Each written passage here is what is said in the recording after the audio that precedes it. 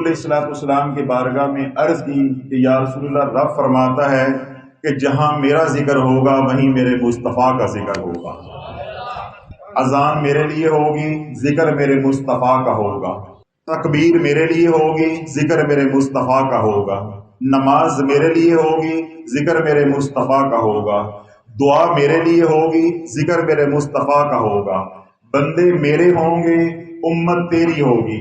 حوض کوثر میرا ہوگا، ساقی کوثر میرا مصطفیٰ ہوگا۔ عدالت میری ہوگی، شافی معاشر میرا مصطفیٰ ہوگا۔ جنت میری ہوگی، امت میرے مصطفیٰ کی ہوگی۔ جہاں ذکر میرا ہوگا وہیں ذکر میرے مصطفیٰ کا ہوگا علیہ الصلوۃ والسلام۔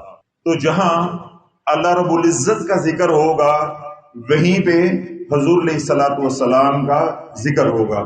پھر رب فرماتا ہے سورۃ احزاب کے اندر، ان اللہ وملائکتہ یصلون علی النبی یا ایھا الذین آمنوا صلوا علیہ وسلموا تسلیما۔ بے شک اللہ اور اس کے ملائکہ حضور علیہ الصلوۃ والسلام پہ درود بھیجتے ہیں۔ یا ایھا الذین آمنوا صلوا علیہ وسلموا تسلیما، اے ایمان والو تم بھی کثرت کے ساتھ درود و سلام کا ہدیہ حضور علیہ الصلوۃ والسلام کی بارگاہ میں پیش کرو۔ اللہ والو، جب نسبت بدلتی ہے تو میں کہتا ہوتا ہوں کہ حالات بدل جاتے ہیں۔ جب نسبت بدلتی ہے تو حالات بدل جاتے ہیں۔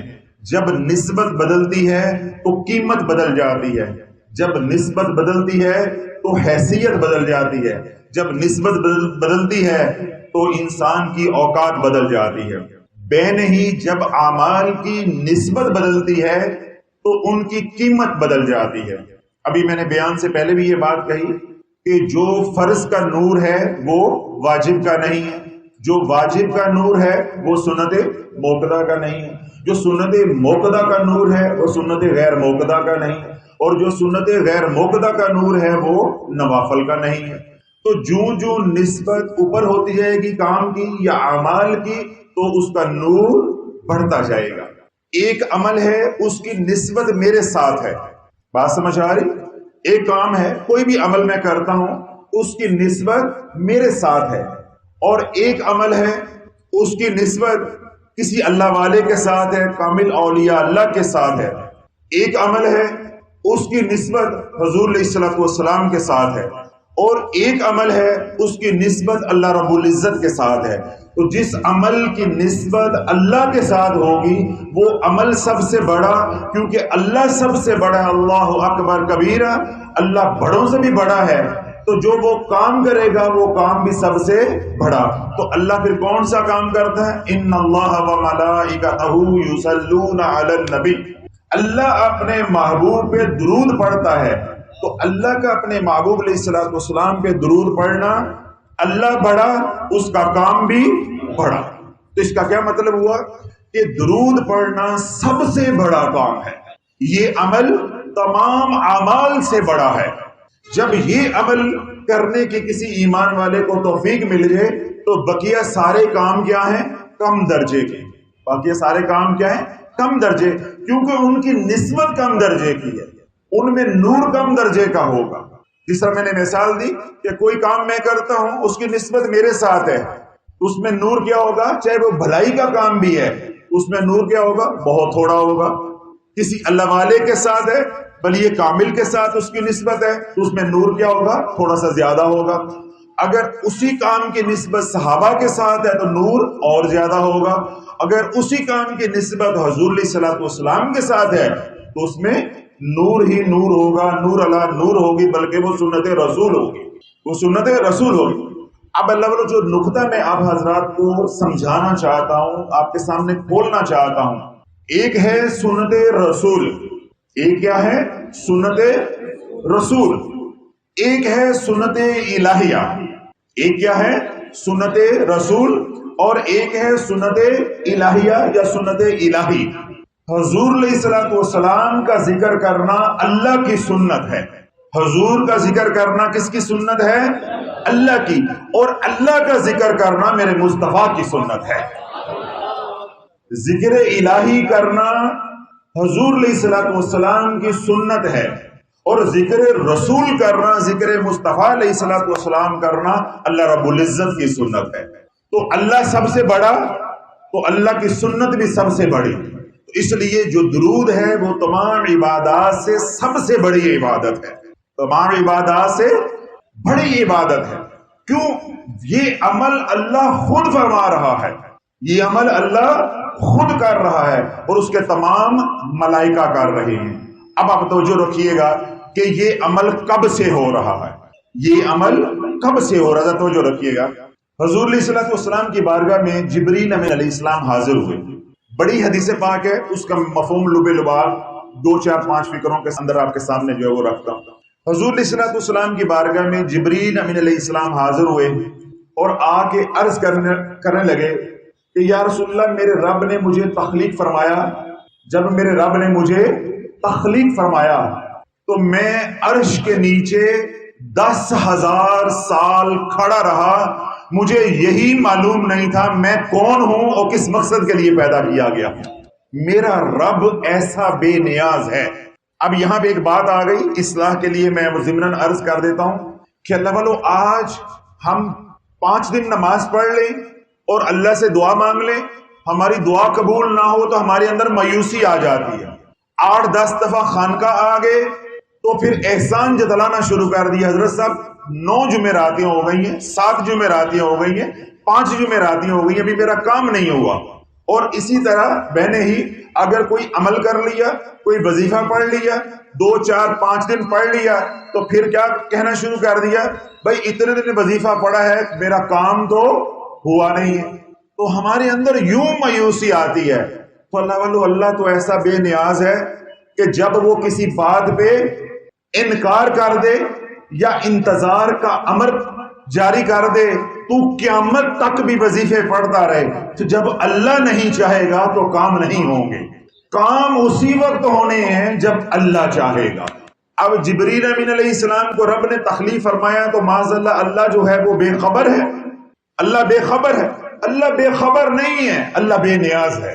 بے نیاز سمد اس کو کہتے ہیں جو کسی کا محتاج نہ ہو، کائنات کا ذرہ ذرہ اس کا محتاج ہو۔ ساری مخلوق اللہ رب العزت کی محتاج ہے، اللہ کسی کا محتاج نہیں ہے۔ تو جبریل امین علیہ السلام اب کیا عرض کر رہے ہیں حضور علیہ الصلوۃ والسلام کی بارگاہ میں کہ جب میرے رب نے مجھے تخلیق کیا تو میں عرش کے نیچے 10,000 سال کھڑا رہا، مجھے معلوم نہیں تھا کہ میں کون ہوں اور مجھے کس مقصد کے لیے پیدا کیا گیا ہے۔ تو 10,000 سال کے بعد میرے رب نے آواز دی، جبریل، یا جبریل۔ تو تب یا رسول اللہ مجھے معلوم ہوا کہ میں جبریل ہوں، انا جبریل، میں جبریل ہوں۔ تو پھر میرے اللہ نے مجھے حکم دیا کہ اے جبریل، تو میں نے جب اپنے رب کی بارگاہ میں استغاثہ پیش کیا، لبیک اللہم لبیک، حاضر ہوں اے اللہ میں حاضر ہوں، لبیک اللہم لبیک، تو میرے رب نے پھر مجھے امر دیا، حکم دیا کہ اے جبریل میری پاکی کو بیان کر، میری پاکی کو بیان کر۔ تو سیدنا جبریل علیہ السلام حضور علیہ الصلوۃ والسلام کی بارگاہ میں عرض کر رہے ہیں کہ یا رسول اللہ، پھر میں 10,000 سال اللہ کی پاکی کو بیان کرتا رہا۔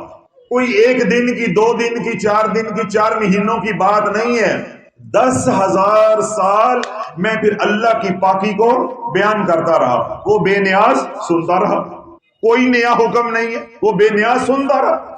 پہلے 10,000 سال کھڑے کیے رکھا تخلیق کرنے کے بعد، اور اگلے 10,000 سال بس میری پاکی کو بیان کرو۔ احکم الحاکمین ہے، بادشاہوں کا بادشاہ ہے، وہ جو چاہے امر جاری کرے۔ جبریل امین علیہ السلام عرض کرتے ہیں کہ یا رسول اللہ، جب 10,000 سال میں نے اللہ کی پاکی کو بیان کیا تو پھر اللہ کا امر آیا کہ اے جبریل، اب میری بزرگی کو بیان کر، اب میری بزرگی کو بیان کر۔ پھر میں 10,000 سال اللہ کی بزرگی کو بیان کرتا رہا۔ پہلے 10,000 سال میں نے اللہ کی پاکی کو بیان کیا، سبحان اللہ و بحمدہ سبحان اللہ العظیم۔ پھر اگلے 10,000 سال میں نے اللہ کی بزرگی کو بیان کیا۔ جب یہ میں نے 2 اذکار کر لیے تو جو عرش اور میرے درمیان حجابات تھے وہ ہٹ گئے، جو میرے اور عرش کے درمیان حجابات تھے وہ ہٹ گئے۔ جب وہ حجابات ہٹ گئے تو جب میں نے نگاہ عرش پہ ڈالی تو لکھا تھا لا الہ الا اللہ محمد الرسول اللہ. تو میں نے رب کی بارگاہ میں عرض کی کہ یا اللہ یہ محمد الرسول اللہ کون ہیں؟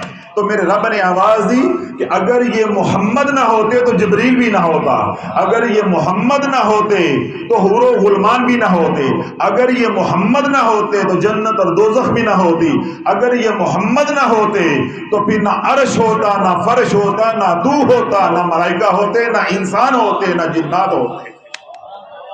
تو میں نے پھر رب کی بارگاہ میں عرض کی کہ یا اللہ اب میرے لیے کیا حکم ہے؟ تو میرے رب نے فرمایا کہ جس کا تو پوچھ رہا ہے کہ محمد کون ہیں، اسی محمد کے اوپر میرے کملی والے کے اوپر درود پڑھ. تو فرماتے ہیں کہ میں 10,000 سال یا رسول اللہ آپ کی بارگاہ میں درود و سلام کا ہدیہ پیش کرتا رہا ہوں. بات سمجھ آ رہی؟ تو آپ کو یہ میں نے مختصر کر کے تاریخ بتا دی ہے کہ حضور پہ درود کب سے پڑھا جا رہا ہے. آج جو درود والے ہیں جب ان کے سامنے درود پڑھا جاتا ہے تو وہ حوصلہ شکنی کرتے ہیں کہ جی یہ درود کہاں سے آ گیا. درود پڑھنا تو ایک بار فرض ہے، بس آپ نے ایک بار زندگی میں پڑھ لیا تو کافی ہے. پھر کبھی اشکال پیدا کریں گے کہ درود صرف نماز والا ہے باقی درود نہیں ہے. یعنی وہ اوٹ پٹانگ باتیں لے کر آئیں گے جس سے معصوم عوام جو ہے وہ پریشان ہو جائے. اگر وہ کوئی اعمال کی طرف لوٹ بھی آئے ہیں، اللہ کے اس کے رسول علیہ السلام کے ذکر کی طرف کوئی راغب بھی ہوئے ہیں، تو وہ پھر بیچارے دوبارہ سے واپس ہو جائیں گے کہ کہیں ہم کوئی غلط کام تو نہیں کر رہے، ہم کوئی گناہ کا کام تو نہیں کر رہے، ہم کوئی بدعت کا کام تو نہیں کر رہے.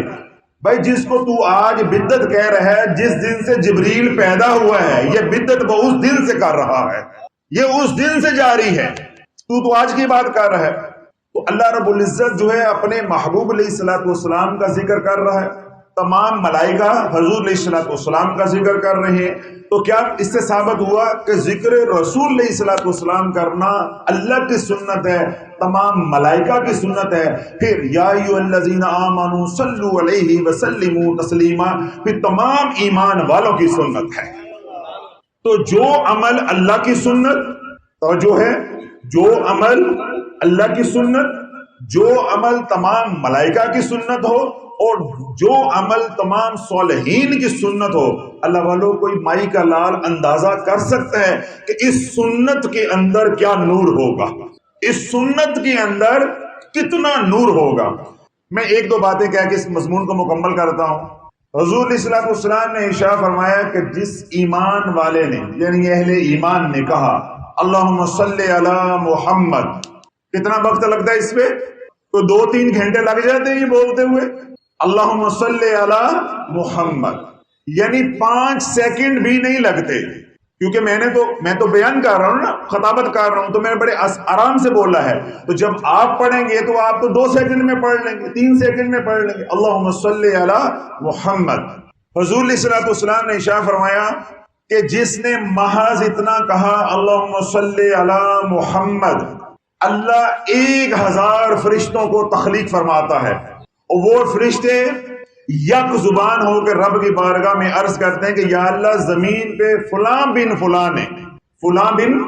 فلاں نے تیرے محبوب علیہ السلام کی بارگاہ میں درود و سلام کا ہدیہ پیش کیا ہے، درود و سلام کا ہدیہ پیش کیا ہے. تو رب فرماتا ہے کہ تم اس کے لیے دعائے رحمت کرتے رہو، اس بندے کے لیے جو درود کا قاری ہے، جس نے کیا کہا ہے ابھی تھوڑی دیر پہلے اللہم صلی علی محمد. اب رب حکم دے رہا ہے کہ جو درود کا قاری ہے، جس نے ایک بار ابھی کہا ہے اللہم صلی علی محمد، تم اس کے لیے دعائے رحمت کرتے رہو. اے فرشتوں گواہ ہو، جو جس نے کہا اللہم صلی علی محمد میں نے اسے بھی معاف کر دیا ہے، اس کے ماں باپ کو بھی معاف کر دیا ہے. اب تم قیامت تک عبادت کرتے رہو گے، اس ساری عبادت کا ثواب بھی میں اس کے نامہ اعمال میں لکھواتا رہوں گا. یہ ہے سنت الہیہ. یہ کیا ہے؟ سنت الہیہ. کہ جب سنت الہی پہ عمل کریں گے اللہ والوں، چھوٹا سا عمل کرو گے اس کا نفع اتنا زیادہ ہوگا. اس طرح سنت رسول علیہ السلام ہے، جب اس پہ ہم عمل کریں گے سنت کیا ہوگی؟ چھوٹی سی سنت ہوگی، آسان سی سنت ہوگی، لیکن نفع کیا ہوگا؟ بہت زیادہ.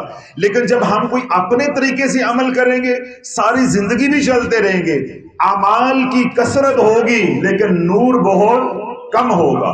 کیوں؟ وہ عمل میرے حضور کی سنت نہیں ہے، وہ عمل میرے رب کی سنت نہیں ہے. تو درود پڑھنا کس کی سنت ہے؟ اللہ رب العزت. اب میں نے بارہا یہ بات سمجھانے کی کوشش کی کہ درود پاک پڑھنا کس کی سنت ہے؟ اللہ رب العزت. درود پاک پڑھنا کس کی سنت ہے؟ ملائکہ کی. درود پاک پڑھنا کس کی سنت ہے؟ تمام صالحین کی. تو جس نے خوش نصیب نے ایک بار کہا اللہم صلی علی محمد. سیدنا ابو ہریرہ رضی اللہ تعالیٰ روایت کرتے ہیں کہ حضور علیہ الصلوۃ والسلام نے ارشاد فرمایا اللہ 4 انعام دے گا. کتنے انعام دے گا؟ 4. جس نے کہا اللہم صلی علی محمد یعنی ایک بار درود پاک پڑھا، اللہ اس کے 10 گناہ معاف فرمائے گا. دوسرا انعام، اللہ اس کو 10 نیکیاں عطا فرمائے گا. تیسرا انعام، اللہ اس کے 10 درجے بلند عطا فرمائے گا. چوتھا اور آخری انعام، اللہ اس پہ 10 رحمتیں نازل فرمائے گا. اب ذرا سنیے گا، توجہ رکھیے گا، جاگتے رہو اللہ والے. اللہم صلی علی محمد، اللہم صلی علی محمد، اللہم صلی علی محمد. میں نے 5-4 سیکنڈ کے اندر 3 بار کہہ دیا ہے.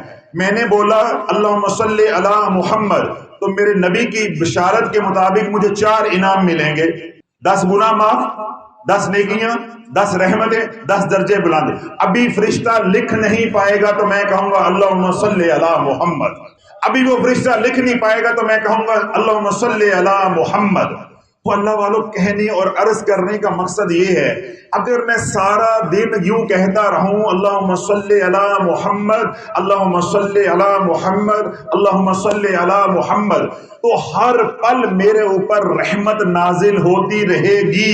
تو جس کے اوپر ہر پل رحمت نازل ہو رہی ہو اس پہ جادو چلے گا، اس پہ جادو چلے گا، اس کے کاموں میں رکاوٹیں آئیں گی، اس کی بیٹیوں کے رشتے رک جائیں گے، اس کے گھر میں لا علاج بیماریاں آئیں گی، یا اس کا کاروبار نہیں چلے گا، یا اس کی اولاد نافرمان ہوگی. بولو اللہ والو. تو پھر یہ سب کچھ کیوں ہو رہا؟ میں نے تو فتویٰ نہیں دیا، میں تو مفتی نہیں ہوں، مجھے تو جرت ہی نہیں ہے کہ میں کوئی فتویٰ دوں. میں نے تو محض سوال کیے ہیں آپ سے، اور آپ نے ہر سوال کے میں نہیں کہا ہے، نہیں کہا ہے، نہیں کہا ہے.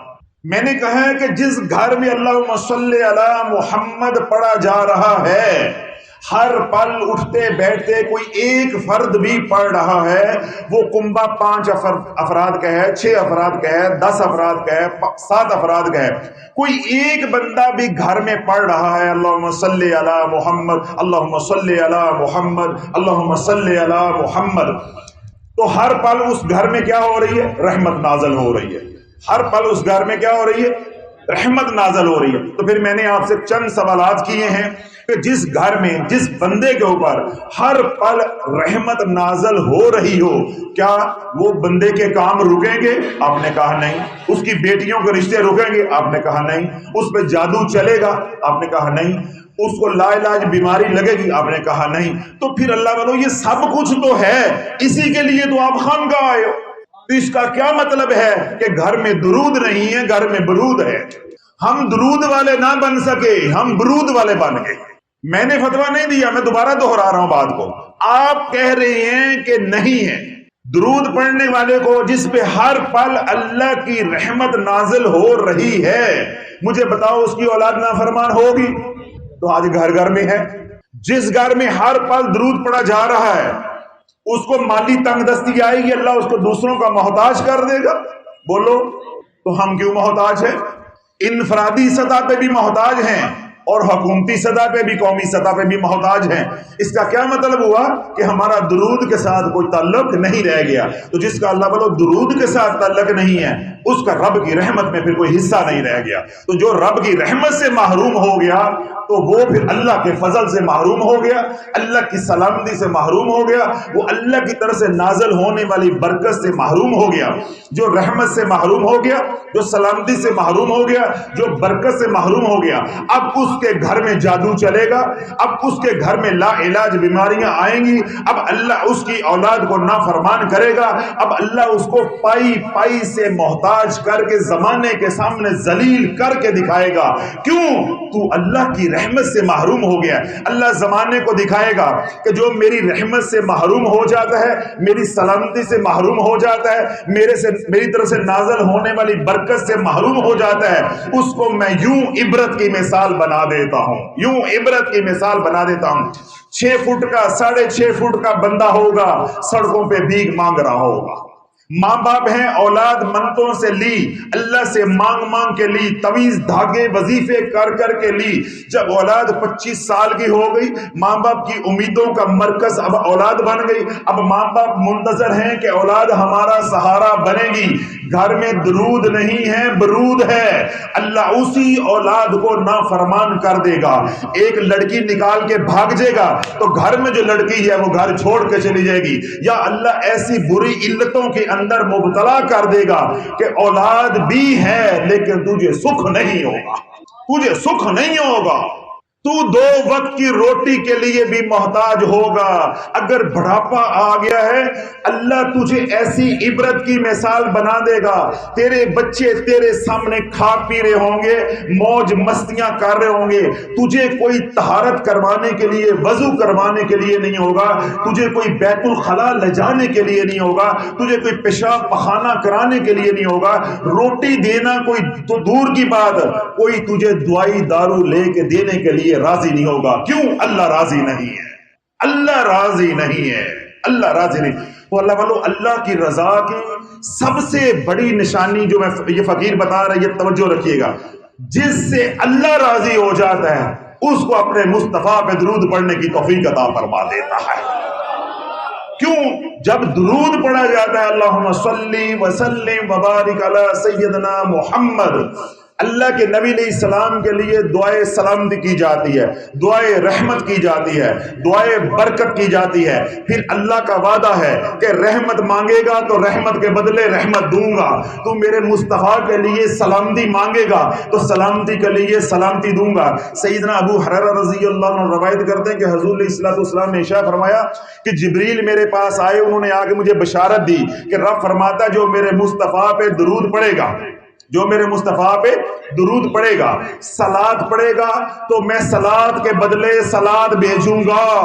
امتی کے اوپر میں رب ہو کے، میں خالق ہو کے، مالک ہو کے، ایک گناہگار پاپی ملتانی شجابادی جلال پور پیر والا جہاں سے بھی آئے ہو، ایک ادنا مسلمان کے اوپر بھی جو میرے مصطفیٰ پہ درود بھیجے گا، صلات بھیجے گا، صلات کے بدلے صلات بیچوں گا. اور اگر میرے محبوب کے لیے دعائے سلامتی کرے گا تو میں سلامتی کے بدلے 10 بار سلامتی بیچوں گا.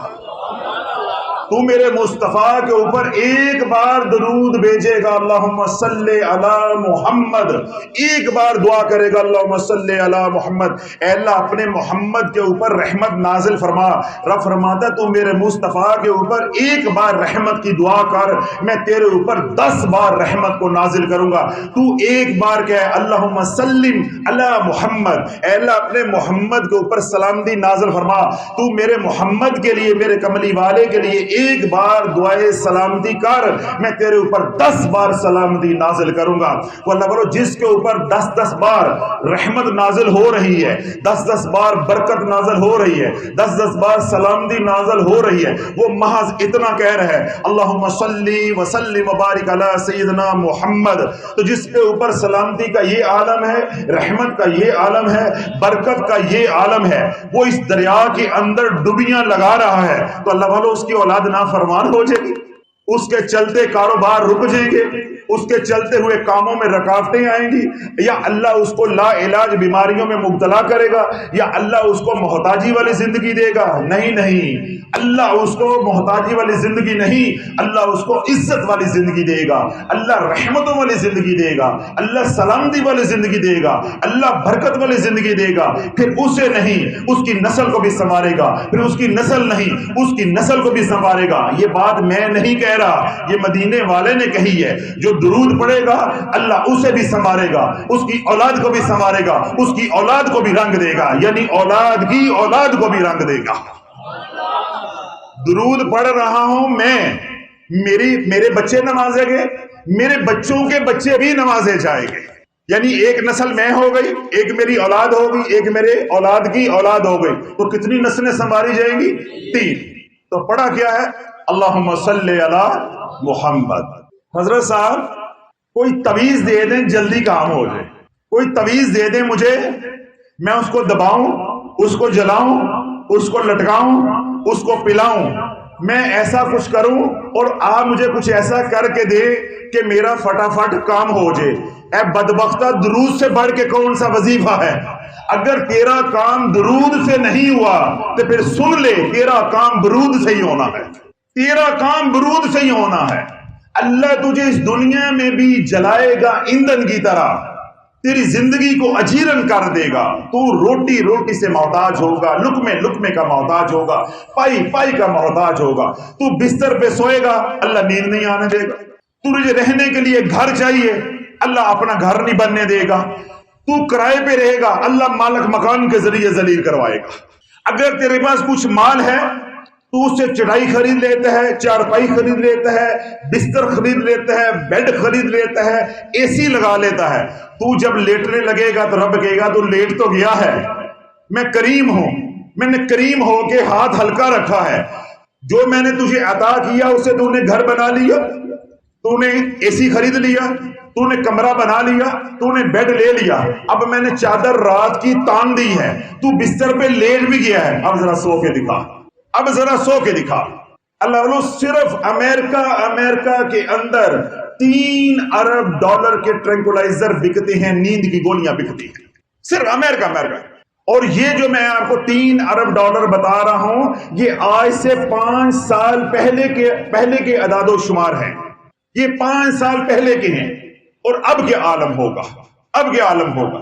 مجھے یاد ہے کہ جب ہم نئے ڈاکٹر بنے تو ٹرینکولائزر جو ہے، یعنی سلیپنگ پلز جس کو عام زبان میں کہتے ہیں، یا نیند کی گولیاں کہتے ہیں، نیند کی گولی کسی مریض کو لکھ کے دینا، یا مریض کو یہ ایڈوائز کرنا، مشورہ دینا کہ آپ نیند کی گولی کھائیں، یا کسی جگہ پہ معاشرے میں کھڑے ہو کے کہنا کہ میں نیند کی گولی کھاتا ہوں، تو لوگ بڑی عجیب نگاہوں سے دیکھتے تھے، یہ نشئی ہے، بڑی عجیب نگاہوں سے دیکھتے تھے۔ آج مریض ہمیں خود کہہ رہا ہوتا ہے کہ ڈاکٹر صاحب اس کے اندر مجھے کوئی نیند کی گولی لکھ دیجیے، اس کے اندر مجھے کوئی نیند کی گولی لکھ دیجیے۔ ایسے لوگ اللہ والوں آتے ہیں کہ جو پہلے ایک نیند کی گولی کھا رہے تھے 3 ملی گرام کی، وہ کچھ عرصہ اثر کرتی رہی، اب وہ اثر نہیں کر رہی، کیا انہوں نے کر دیا؟ 2 گولیاں کھانی شروع کر دی، اب 2 گولیوں کے ساتھ کام نہیں چل رہا، اب 3 گولیاں کھا رہے۔ ایسے لوگ بھی میرے پاس آتے ہیں جو 4 گولیاں اکٹھی ویلیم کی کھاتے ہیں، زینکس کی کھاتے ہیں، ریسٹورل کی کھاتے ہیں، تو پھر جا کے ان کو نیند آتی ہے۔ اللہ نے ان سے سکون چھین لیا ہے، ان سے نیند چھین لی ہے، ان سے آرام چھین لیا ہے۔ کیوں؟ وہ اللہ کی رحمت سے محروم ہو گئے، سلامتی سے محروم ہو گئے، برکتوں سے محروم ہو گئے۔ اب زندگی ہے، سلامتی نہیں ہے، زندگی ہے، رحمت نہیں ہے، اب زندگی ہے، برکت نہیں ہے، برکت نہیں۔ تو لوگوں، برکت اللہ نے رکھی ہے اعمال کے اندر، اعمال صالحہ کے اندر، اور ان اعمال کے اندر سب سے بڑا عمل کون سا ہے؟ ابھی میں نے 5-7 دفعہ بات دہرائی ہے کہ نبی علیہ السلام کے اوپر درود پڑھنا، کیونکہ اس عمل کی نسبت کس کے ساتھ ہے؟ اللہ کے ساتھ۔ تو اللہ سب سے بڑا، تو اس کا عمل بھی پھر سب سے بڑا۔ میں نے بات کو سمجھا دیا ہے، لیکن ہو سکتا ہے آپ کا بات توجہ نہ ہوئی ہو۔ میں نے ابھی یہ بات آپ حضرات کو گوش گزار کی ہے کہ جس کے اوپر ہر پل، کوئی بھی ہو، میں ہوں، آپ ہوں، کوئی بھی ہو، جس کے اوپر ہر پل اللہ کی رحمت نازل ہو رہی ہے، جس کے اوپر ہر پل سلامتی نازل ہو رہی ہے، برکت نازل ہو رہی ہے، اس کے کام رکیں گے؟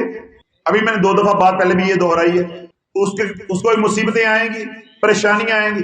تو اس کا مطلب یہ ہے کہ تمام حضرات جو آپ تشریف فرما ہیں، آپ یہ بات سمجھ گئے ہیں کہ ہم جو پریشان ہو کے یہاں آئے ہیں، ہم جو پریشان ہو کے یہاں آئے ہیں، تو ہماری پریشانیوں کی وجہ کیا ہے؟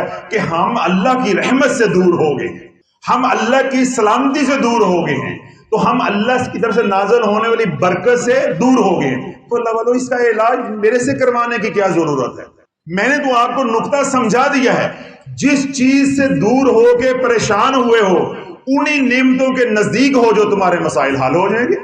بات سمجھ آ رہی نا؟ ایک بچہ ہے، وہ رو رہا ہے، ماں ماں ماں کر رہا ہے، اس کے رونے کی وجہ کیا ہے؟ ماں کے ماں سے دوری ہے، اس کو ماں کے قریب کر دو، رونا ختم ہو جائے گا، رونا بند ہو جائے گا۔ ہمارے تمام مسائل کی وجہ کیا ہے کہ ہم اللہ کی رحمت سے دور، سلامتی سے دور، برکت سے دور۔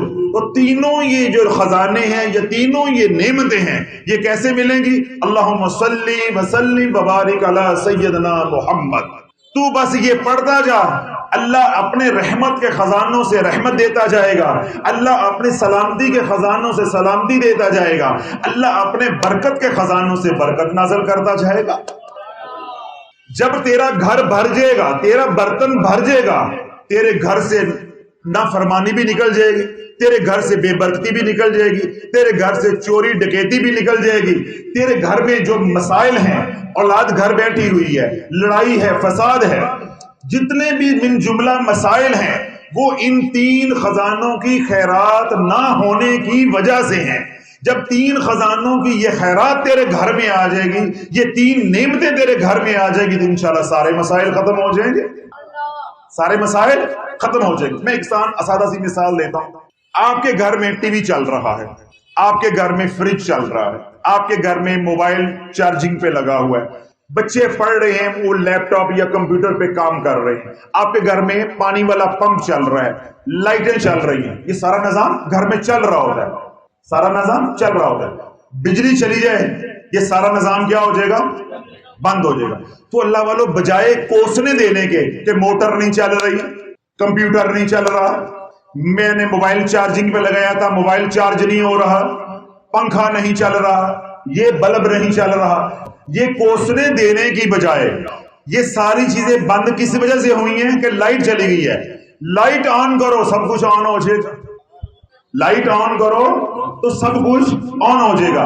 تو جب اللہ والوں ان معاملات کو کوسنے دیتے رہو گے کہ کمپیوٹر نہیں چل رہا، لیپ ٹاپ نہیں چل رہا، موبائل چارج نہیں ہو رہا، پنکھا نہیں چل رہا، اے سی نہیں چل رہا، لائٹ نہیں چل رہی، تو ساری زندگی برباد ہو جائے گی۔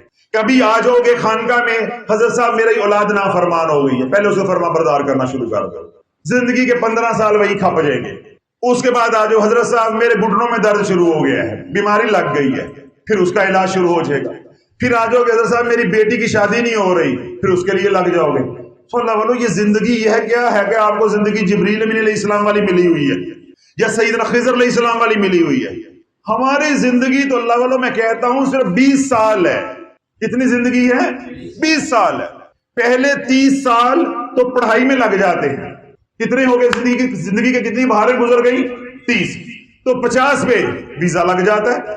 جو کمانے کے، جوڑنے کے، آگے بڑھنے کے، کوئی مقام پانے کے، وہ تو 20 سال ہیں۔ 50 کے بعد آپ کو 5 اوپر مل گئے، 10 اوپر مل گئے، 15 اوپر مل گئے، 20 اوپر مل گئے، اللہ واللہ وہ تو دعائی کے اوپر ہیں، وہ تو بونس ہے۔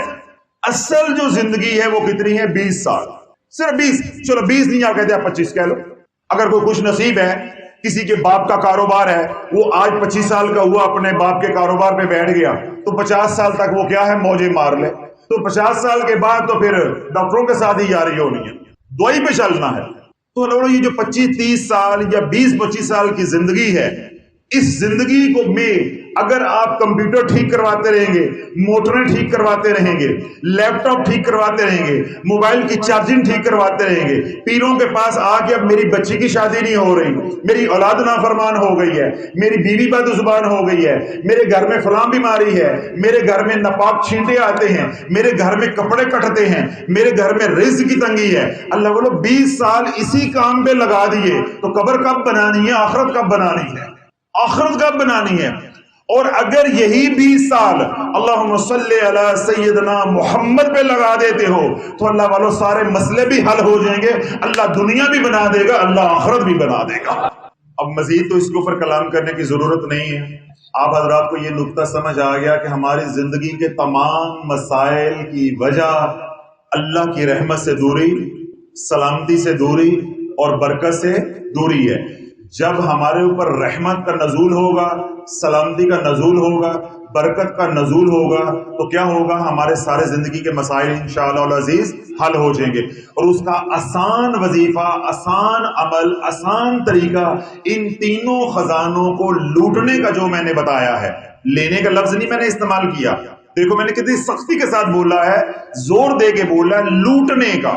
کیوں؟ اللہ کے خزانے لامحدود ہیں، لو نہیں لوٹو، اندھیر نگری مچا دو، انی پا دو، جتنے لوٹ سکتے ہو۔ تو جب اللہ کی رحمت، اللہ کی سلامتی، اللہ کی طرف سے برکت، ان خزانوں کو لوٹو گے، اپنے گھر کو، اپنے دامن کو بھر لو گے، تو پھر کیا ہوگا؟ گھر میں تمام مسائل، تمام پریشانیاں، تمام مصیبتیں دور ہو جائیں گی۔ میں نے یہ بات آپ کو عقلاً بھی سمجھائی ہے، ایک میں دلیل بھی دے دیتا ہوں، پھر عمل بتاتا ہوں انشاءاللہ العزیز۔ بنی اسرائیل کے اندر ایک عابد تھے۔ اس روایت کو حضور علیہ الصلوۃ والسلام کی بارگاہ میں جب جبریل امین علیہ السلام آئے تو انہوں نے آ کے عرض کیا کہ یا رسول اللہ، بنی اسرائیل کے ایک عابد تھے، تو اللہ رب العزت نے ان کو 500 سال زندگی دی۔ اب ذرا توجہ رکھیے گا کہ رحمت کیا چیز ہے، یا رحمت کتنی بڑی نعمت ہے۔ کتنی زندگی دی عابد کو؟ 500 سال۔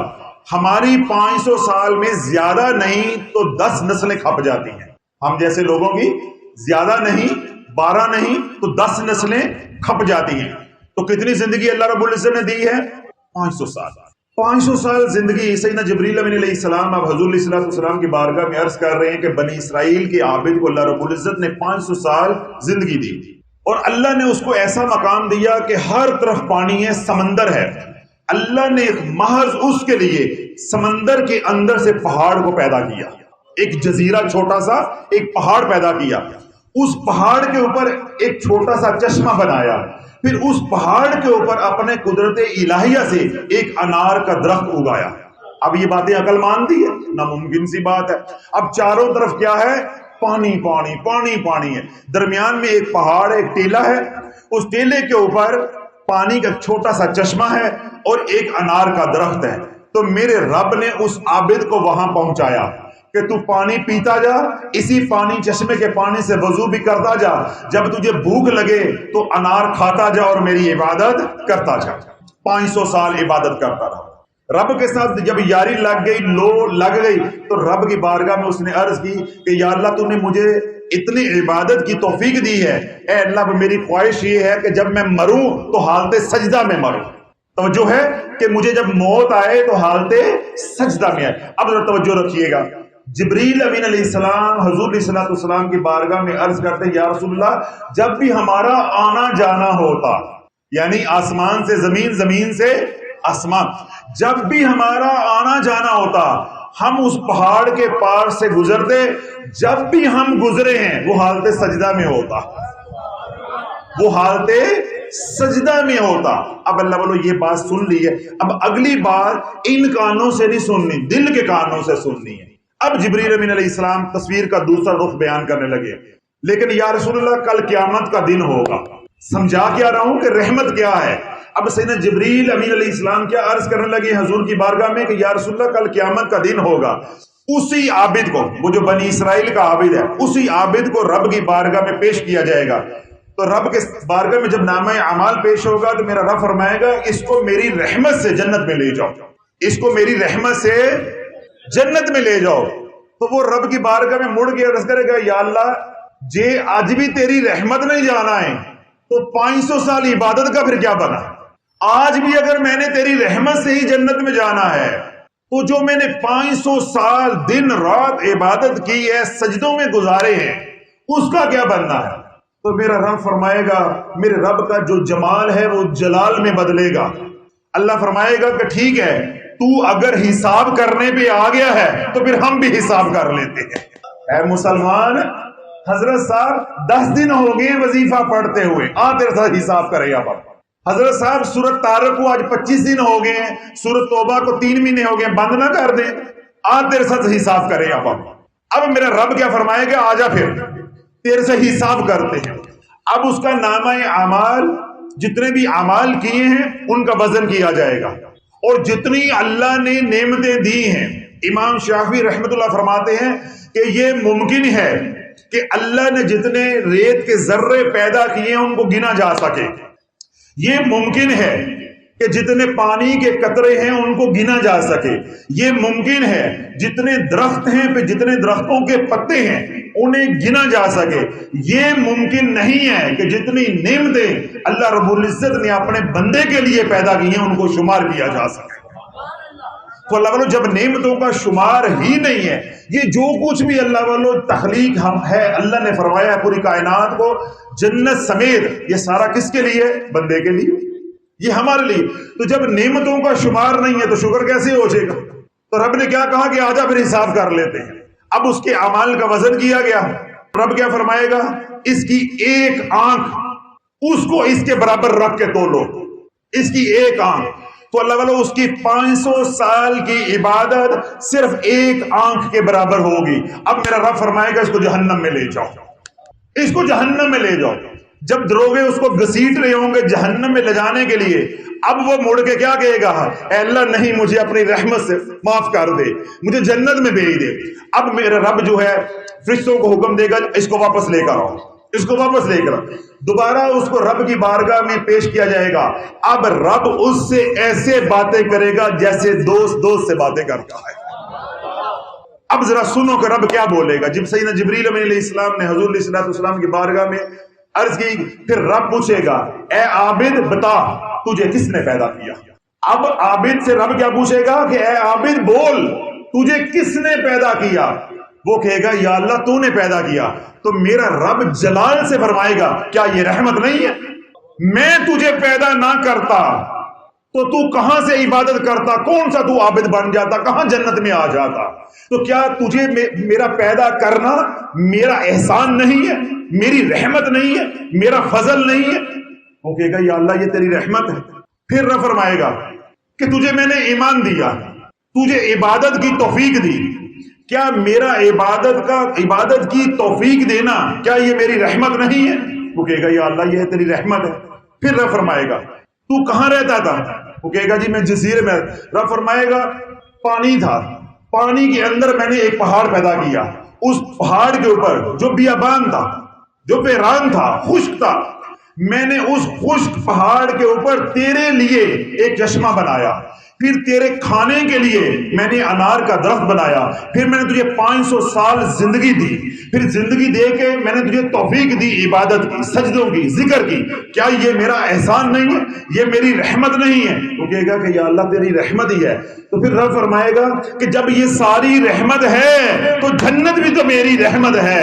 اگر دنیا میں تیرے کام میری رحمت سے ہوئے ہیں تو میدان محشر میں بھی جو گھڑی مشکل کی ہے یہ بھی آسانی میری رحمت سے ہوگی. آج بھی تیری جو بگڑی ہے یا تیری جو مشکل ہے یہ آسان ہوگی تو محض میری رحمت سے ہوگی، محض میری رحمت سے ہوگی. تو اللہ والو چاہے میدان معاشر ہو چاہے یہ دنیا ہو، جس پہ رب کی رحمت ہو جائے گی اس کی دنیا بھی آسان ہو جائے گی، اس کا حشر بھی آسان ہو جائے گا.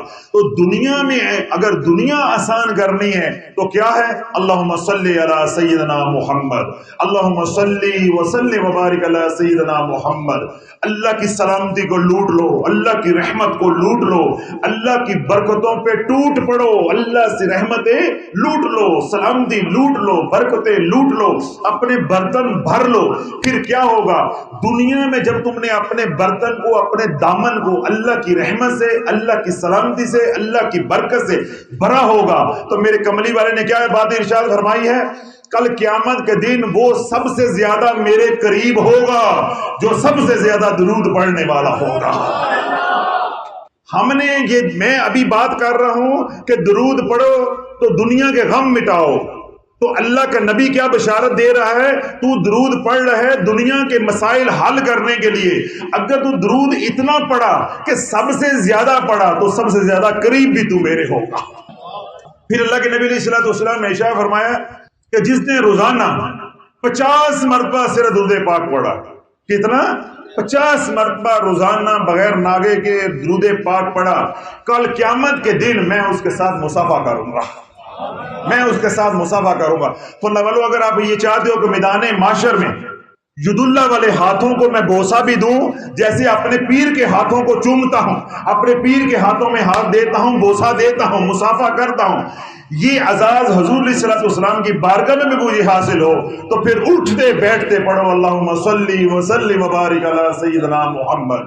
تمام زندگی کے مسائل کا حل درود پاک ہے، تمام بیماریوں کی شفا درود پاک ہے، نافرمان اولاد کا علاج درود پاک ہے، لا علاج بیماری ہے اس کا علاج درود، نافرمان اولاد ہے اس کا علاج درود، مالی تنگ دستی ہے، بے حیثیت یہ معاشرے میں زمانے میں کوئی عزت نہیں ہے، گھر میں کوئی عزت نہیں ہے، اگر عزت پانا چاہتے ہو، تنگ دستی سے نکلنا چاہتے ہو، بدحالی سے نکل کے خوشحال ہونا چاہتے ہو تو اٹھتے بیٹھتے کیا پڑھو؟ اللہم صلی وسلم وبارک علی سیدنا و مولانا محمد۔ بیٹیوں کے رشتے نہیں ہو رہے، ان کی وجہ سے پریشان ہے، اولاد ہے پڑھ گئی ہے، ڈگریاں ہیں، کاروبار نہیں ہے، تو درود پاک کثرت سے پڑھو۔ جو درود پاک اللہ والوں کثرت سے پڑھتا ہے اللہ اسے کبھی تنگ دست نہیں رہنے دیتا، اللہ اسے کبھی تنگ دست نہیں رہنے دیتا۔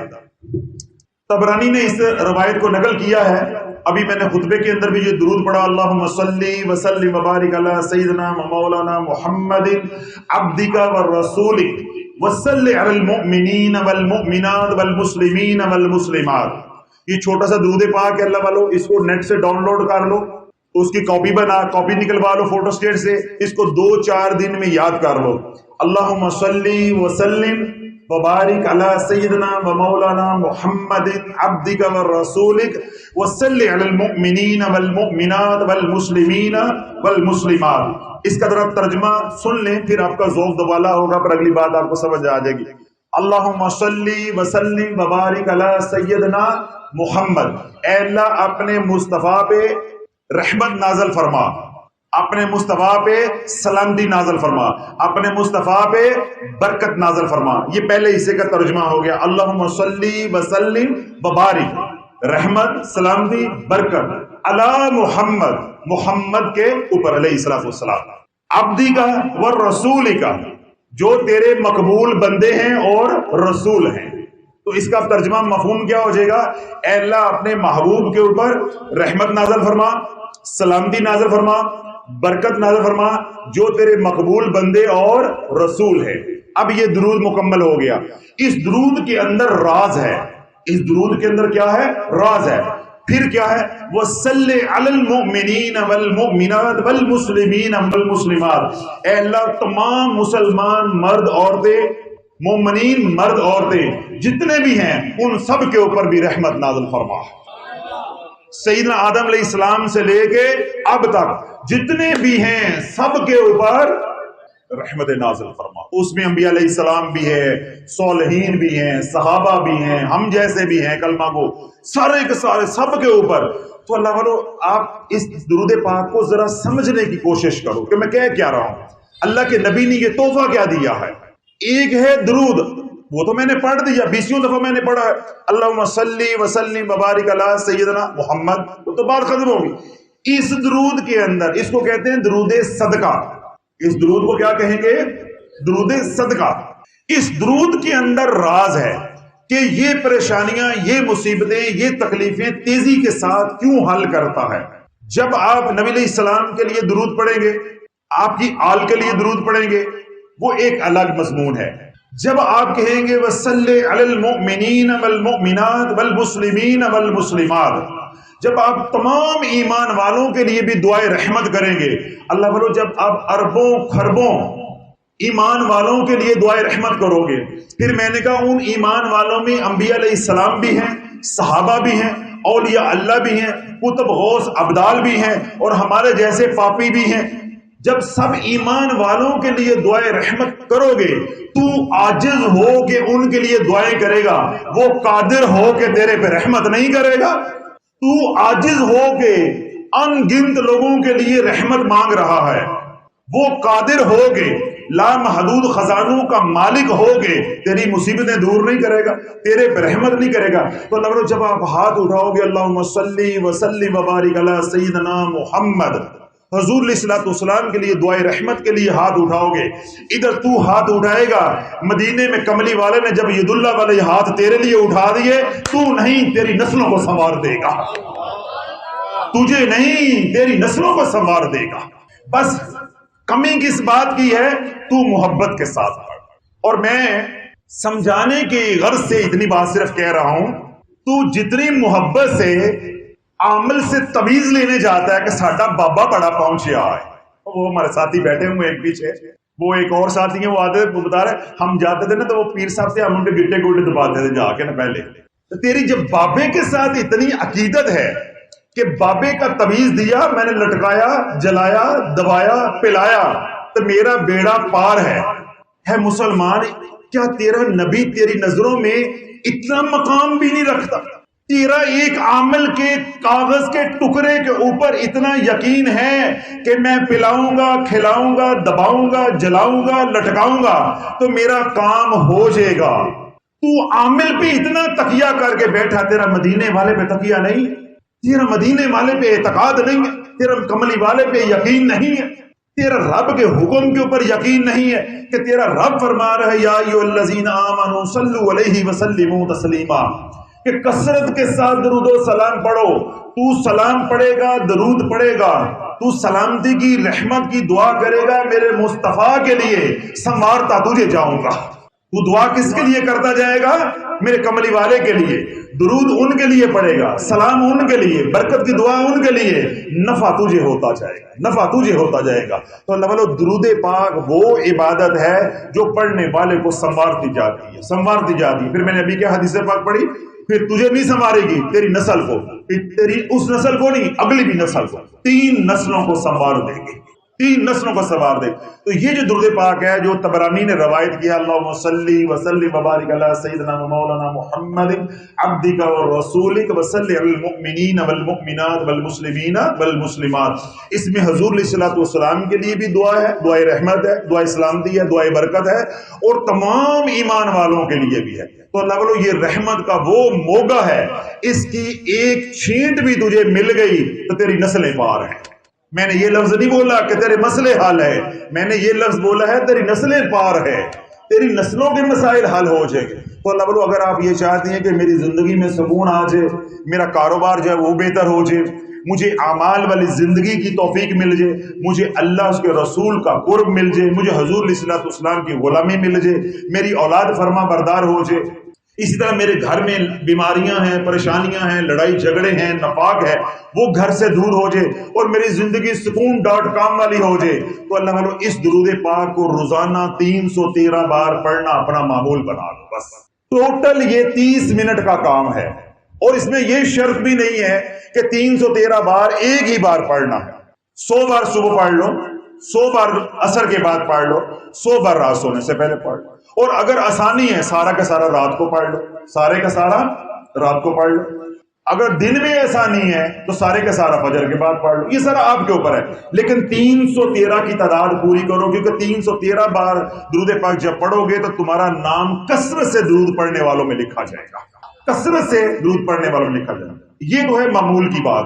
وہ حضرات آپ میں جو گھریلو پریشانیاں، بیماریاں، لڑائی جھگڑے یا لا علاج بیماریاں، اس طرح بچیوں کے رشتے ہیں، ان کی عمریں گزر رہی ہیں، یا بچے ہیں وہ پڑھ گئے ہیں، ان کو کوئی ملازمت جو ہے وہ نہیں مل رہی، جو حضرات اس طرح کے مسائل لے کر آئے ہوئے ہیں، اللہ والو، اپنے سارے گھر کے افراد اکٹھے ہو کے، اپنے سارے گھر کے افراد اکٹھے ہو کے ایک نصاب درود پاک کا پڑھو۔ نصاب سے مراد ہوتی ہے عملیات کی دنیا میں 1.25 لاکھ مرتبہ ایک نصاب پڑھو، انشاءاللہ العزیز ایک نصاب سے مسئلے حل ہو جائیں گے۔ اگر ایک نصاب نہیں، دوسرا نصاب پڑھو، دوسرا نصاب نہیں، تیسرا نصاب، اس کا علاج ہے 7 نصاب۔ کتنا نصاب؟ 7۔ اللہ والو، آج تک مجھے برسوں ہو گئے یہ اعمال بتاتے ہوئے، آج تک کبھی نہیں ہوا کہ تیسرے نصاب سے بھی اوپر گیا ہو، یعنی آپ حضرات گھر کے 5-6 افراد ہیں، روزانہ 10-10 15-15 ہزار بھی پڑے تو 2 ہفتے میں 1 نصاب، پھر 2 ہفتے میں 1 نصاب، پھر 2 ہفتے میں 1 نصاب، یعنی 2 مہینے کے اندر 3 نصاب ہو جائیں گے۔ اللہ بولو زندگی کے سارے مسئلے حل ہو جائیں گے۔ اس کے بعد کیا ہے کہ 313 مرتبہ ساری زندگی پڑھتے رہو، اللہ کسی کا تمہیں محتاج نہیں ہونے دے گا، نہ تمہیں لٹکانے والے، دبانے والے، پلانے والے اور گلے میں ڈالنے والے کسی بھی قسم کے تعویذ یا گاٹے کی ضرورت نہیں پڑے گی، نہ کوئی کڑی کی ضرورت پڑے گی، نہ کھری کی ضرورت پڑے گی، نہ کالا کپڑا سلنسر سے لگانا پڑے گا۔ صرف کالا کپڑا باندھنا ہے تو سر پہ باندھنا ہے، کیوں؟ میرے مصطفیٰ کی سنت ہے۔ بات سمجھ آ گئی؟ پھر اس درود پڑھنے سے کیا ہوگا کہ وہ مسائل جو ابھی تیری زندگی میں نہیں ہے، تیری آنکھوں کے سامنے نہیں ہے، جو آنے والے کل میں آنے ہیں، اللہ ان سے بھی نکالتا جائے گا، ان سے بھی نکالتا جائے گا، ان سے بھی نکالتا جائے گا۔ تو اللہ درود پاک ایسی رحمت ہے، ایسا یہ محفوظ وظیفہ ہے جس کی کوئی رجت نہیں ہے، جس کو آپ اپنی زبان میں ہم کہتے ہیں کوئی سائیڈ ایفیکٹ نہیں ہے، دن میں پڑھو، رات میں پڑھو، جس وقت بھی پڑھو۔ اس لیے وہ حضرات جو معذور ہیں وہ کہتے ہیں ہم وضو کرتے ہیں، تھوڑی دیر بعد وضو ختم ہو جاتا ہے، وہ بغیر وضو بھی پڑھ سکتے ہیں۔ اس طرح وہ خواتین جب ان کے ایام کا مسئلہ ہو، وہ یہ کہ جی ہمارے ایام کا مسئلہ ہے، ہم ایام میں کیا کریں، تو اللہ بولو ایام کے اندر میں 20 بار یہ بات سمجھاتا ہوں کہ ایام کا مسئلہ ماں باپ نے سمجھانا تھا، یعنی ماں نے سمجھانا تھا۔ اب اتنی دین سے دوری ہو گئی ہے کہ بڑی عمر کی عورتیں اتنی بے شرمی کے ساتھ یہ بات پوچھتی ہیں کہ بتاتے بھی شرم آتی ہے۔ بھئی ایک ماں کے ساتھ ایک فطری مسئلہ چلا اور اپنی اولاد کو سمجھا دے۔ اب یہ کام بھی ممبر پہ بیٹھ کے مفتیوں نے، مولویوں نے، پیروں نے کر رہے ہیں۔ ہر وظیفے کے ساتھ بتانا پڑتا ہے ایام کا مسئلہ۔ کسی میں بھول جاتا ہوں تو پھر میسج پہ میسج، میسج پہ میسج، میسج پہ میسج۔ یہ ہمارے دین کا حال ہے اور بے شرمی کا عالم ہے، بندہ شرم سے مر جائے۔ اب آپ نوجوان مرد حضرات بیٹھے ہیں، بچہ جو ہے 12 13 14 سال کا ہوتا ہے، احتلام کا مسئلہ شروع ہو جاتا ہے۔ کس بچے کو یہ باپ اگر نہیں بتاتا تو کس بچے کو یہ معلوم نہیں ہے بھائی احتلام ہو جائے میں ناپاک ہوں، میں نہانا ہے۔ تو اللہ بولو اپنی عورتوں پہ توجہ دو، ان کو صرف یوٹیوب چلانا سکھا دی ہے، باقی سارے کام ہیں۔ اس نے میک اپ کرنا اتنا اچھا سیکھ لیا ہے کہ بیوٹی پارلر والی بیوٹیشن بھی شرما جائے، اور ڈانس کرنا اتنا سیکھ لیا ہے کہ ہندوستان کی ایکٹریس بھی شرما جائے کہ یہ ایسا ڈانس کر رہی ہے، وہ سیکھ لیا ہے۔ اور جن کو کھانے پکانے کا شوق ہے انہوں نے کھانا پکانا سیکھ لیا ہے، جن کو سلائی کڑھائی کا شوق ہے انہوں نے سلائی کڑھائی سیکھ لی ہے۔ نہیں سیکھا تو میرے مصطفیٰ کا دین نہیں سیکھا، نہیں سیکھا تو میرے کملی والے کا دین نہیں سیکھا۔ اور اس میں سیکھا بھی کیا ہے؟ ہم تو چھوٹی سی بات کر رہے ہیں کہ پاکی ناپاکی کا کیا مسئلہ۔ لا یمسہ الا المطہرون، جو ناپاک ہیں وہ قرآن کو چھوتے نہیں ہیں، وہ چھو نہیں سکتے۔ تو عورت ہو مرد ہو جب ناپاک ہو تو قرآن کو چھو نہیں سکتا۔ تو مرد کی جو ناپاکی ہے وہ تو اختیاری ہوتی ہے، تھوڑی دیر کے بعد جو ہے وہ نہا سکتے ہیں۔ عورت کی ناپاکی جو ہے وہ بے اختیاری ہوتی ہے، اللہ کی طرف سے بنایا ہوا ایک نظام ہے قدرتی۔ تو اس کے لیے کیا ہے کہ قرآن کو چھونا نہیں ہے۔ جب قرآن ہی نہیں پڑھیں گے تو نماز کیسے پڑھیں گے؟ سمجھ آ گئی؟ تو یہ کوئی مسئلہ کوئی راکٹ سائنس نہیں ہے، قرآن نہیں پڑھنا، قرآن کو چھونا نہیں ہے اور نماز نہیں پڑھنا، خلاص یہ تلاوت نہیں کرنا، بس باقی سارے کام کرنے ہیں۔ جیسے ناپاکی کی حالت میں دوائی ڈاکٹر کی کھا سکتے ہو، اللہ کا ذکر کیوں نہیں کر سکتے؟ جب عورت ناپاک ہوگی اسے کوئی پریشانی آ جاتی ہے تو اللہ کو نہیں پکار سکتی، کس کو پکارے گی؟ خاتون ایک میرے سے بحث کرنے لگی، حضرت صاحب یہ پہلی بار آپ سے سنا ہے کہ ناپاکی کی حالت میں اللہ کو بلانا۔ میں کہا میں دعا کرتا ہوں اللہ کرے تیرے گھر میں تو ناپاک ہو تو تیرے گھر میں آئیں ڈاکو، تو ہو ناپاک تیرے گھر میں آئیں ڈاکو تو تیری چوڑیاں کاٹیں، تیرا گھر بار لوٹیں، پھر میں پوچھوں گا کہ ناپاک حالت میں کس کو بلاتی ہے، پھر میں پوچھوں گا مسئلہ، پھر تو ہی مسئلہ بتائے گی، امام اعظم نہیں بتائیں گے، ابو حنیفہ تو خود مفتی بن کے بتائے گی کہ اللہ کوئی پکارنا۔ یا تو پڑی ہو آپریشن تھیٹر کے اندر، تو مر رہی ہو تو تھیٹر کے اندر جو مریض پڑا تو وہ پاک ہوتا ہے، اس کا وضو ہوتا ہے، تو جب اس حالت میں کس کو پکارتا ہے؟ کس کو پکارتا ہے؟ اللہ کو پکارتا ہے۔ جب ہم بیت الخلاء میں جاتے ہیں ہمارا وضو ہوتا ہے تو کس کو پکارتے ہیں؟ پناہ کس سے مانگتے ہیں؟ اللہ کو پکارتے۔ دعائیں نہیں پڑھتے، دعائیں مسنون نہیں پڑھتے اب بیت الخلاء جانے کی۔ چلو اندر سے آئے وہ تو گمان کیا جا سکتا ہے وضو کر کے آیا ہوگا، تو جب جا رہا ہوتا پھر تو وضو نہیں ہوتا نا۔ اب میں سو کے اٹھا ہوں تو میں بیت الخلاء جا رہا ہوں تو میرا وضو ہوگا؟